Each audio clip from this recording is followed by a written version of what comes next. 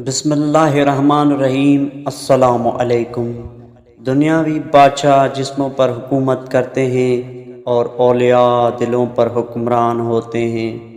ان کے کارنامے عظیم ہوتے ہیں۔ قرآن پاک میں ہے کہ بری چیز برے کے لیے ہے، اچھی چیز اچھے کے لیے ہے۔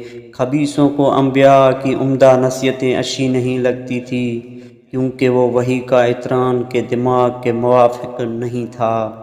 نیک نامی ایک ایسی چیز ہے جو نہ مرنے والا ہے۔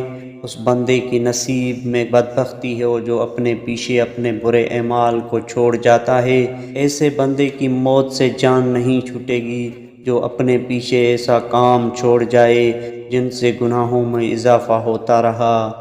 میری ایک بات اپنے ذہن میں رکھو کہ روح کے سمندر میں خود تیرنے کی کوشش فضول اور بیکار ہے۔ روح کے سمندر میں نوح والی کشتی کی ضرورت ہے۔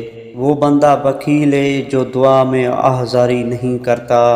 اے اللہ، ہمارا مانگنا بھی تیری مہربانی کی وجہ سے ہے، کیونکہ تیری رحمت نہ ہو ہم رجوع ہی نہیں کر سکتے۔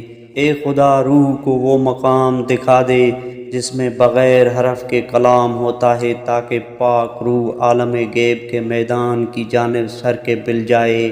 سخاوت فقیروں کو اس طرح ڈھونڈتی ہے جیسے حسین لوگ آئینے کو تلاش کرتے ہیں۔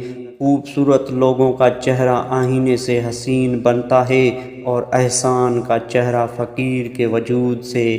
دنیا میں بہت سے انسان ہیں جو اللہ کی عبادت کرتے ہیں کہ ان کو ثواب ملے گا، تو ایسی عبادت چھپی ہوئی گناہ گاری ہوتی ہے۔ اچھی سوچ سوچو گے تو تمہیں راحت و سکون نصیب ہوگا، اور برے خیال سے تم تباہی کا سبب بنو گے۔ بلی جس گھر میں بچے پیدا کر دے تو سمجھ جاؤ اس گھر میں بہت جلد رزق کی فراوانی ہوگی اور کبھی رزق تنگ نہیں ہوگا۔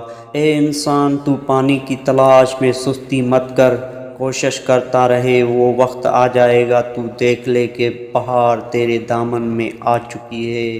اگر تم اللہ سے رابطے نہیں کر سکتے ہیں، کسی اللہ والے سے رابطہ کر اور اس کا دامن تھام لے، کیونکہ ولی اللہ کے ہاتھ کو اللہ کی دستگیری حاصل ہے۔ گفتگو سے سمجھ بوجھ میں اضافہ ہوتا ہے، لیکن خاموشی اور تنہائی میں رہ کر لوگ عظیم ذہن بنتے ہیں۔ دوستو، مزید ایسی ویڈیوز کے لیے اس چینل کو سبسکرائب ضرور کر دیجیے گا۔ اللہ حافظ۔